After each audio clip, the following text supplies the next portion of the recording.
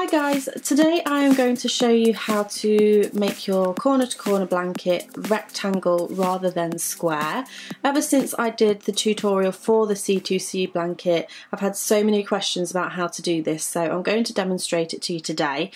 If you want instructions of how to do the corner to corner blanket itself, please look in the description box for the link to that tutorial, or I shall leave a link just here and you can go and check that out for the more detailed instructions. But for today I'm just going to use this sample piece and show you how you would adapt it to make it rectangular. So you've probably already got everything that you need anyway. You would need your yarn and your corresponding crochet hook.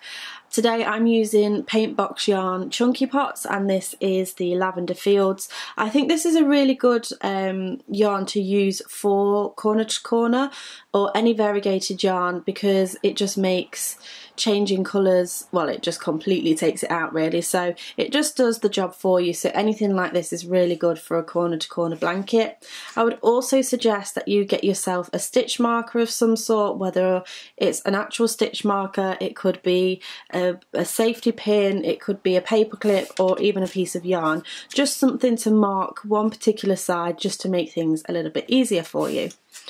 So when it comes to making this blanket, what you want to do is work your first half until the bottom edge is the width you want it to be.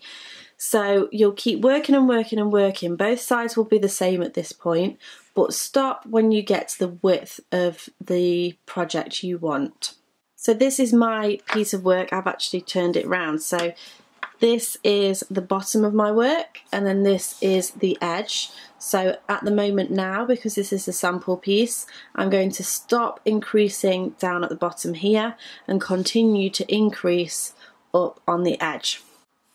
So let's get into how you would do this. So the decrease is the same as normal, it's just that you only do it on one side to the other. So if you've forgotten how to do that, I'll just demonstrate that for you now. What you want to do is, because this is our bottom edge, you're going to insert your hook in that space just here, and you're going to slip stitch into the next space, and slip stitch into the next space. And that has started our decrease. So at this point, what I would do is take your stitch marker and pop it onto that side, and that just reminds you that that is the edge that we're going to decrease, and then this is the edge that we're going to continue to increase. So at this point you do your pattern as normal. You're going to chain 3, 1, 2, 3, and then do your 3 trebles into or around that stitch, and then you move on to your next section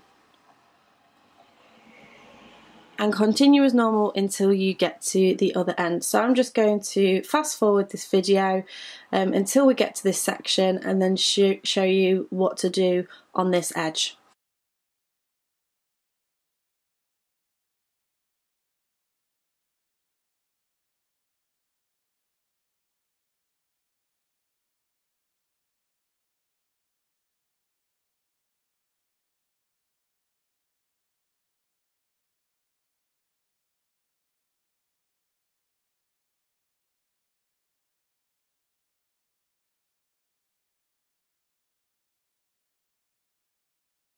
So I've just continued all the way along that edge right to the very last square, and you're just going to do what you would normally do here. So you would turn your work and then chain 6, 1, 2, 3, 4, 5, 6.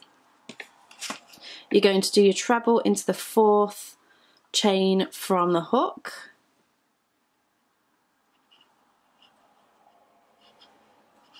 and then into the next 2 chains, 1 and 2, and then you would slip stitch to connect that down. So what you're going to do here is continue all the way down this side. So if you want to go ahead and pause the video and work your way until you have built your last square, I'll show you once again how to decrease on this side in order to make this rectangle. So I've worked my way all the way down and I've got to the last section just here. We know this is the side that we're going to decrease because it's got a stitch marker. So I'm going to do exactly what I've done before and slip stitch into that square to anchor it down. I'm going to turn the work and then I'm going to slip stitch in between each of those stitches so that I'm just bringing myself across to where I need to start those next stitches. So I would chain 3, 1, 2, 3, and then start my pattern. So doing the same technique as before. So what you would do here is to continue to build this edge until you get the length that you want. So you've already got the width that you wanted just here, and you'll keep working until you've got the length that you wanted. So I'm going to go ahead and finish off this row, and then I'll start to decrease the top in order to finish off this rectangle. So pause the video and meet me back in just a moment. So I've just worked my way all along the edge, and what you have to remember is when you're decreasing, you stop when you get to the top.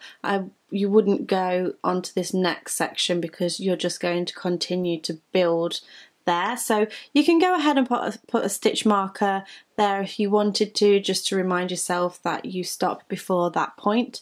But you're just going to slip stitch as normal into that section, but then turn the work and then work your way across this top edge with your slip stitch.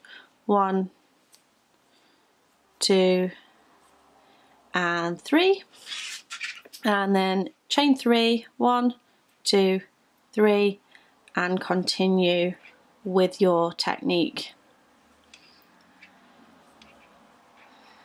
So it's the second treble and the third treble, and then slip stitch into the next square. So I'm going to go ahead and finish this rectangle off just so that you can see what it looks like. So this is what your work is going to look like once you've finished. So you can see that it is a rectangle rather than a square, which is exactly what we wanted to happen.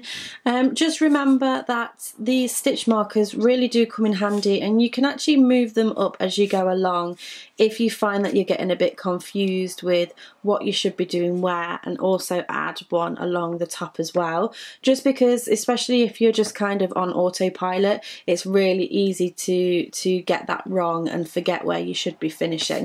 But that is how you make your corner to corner rectangle instead of square. I really hope you found it helpful.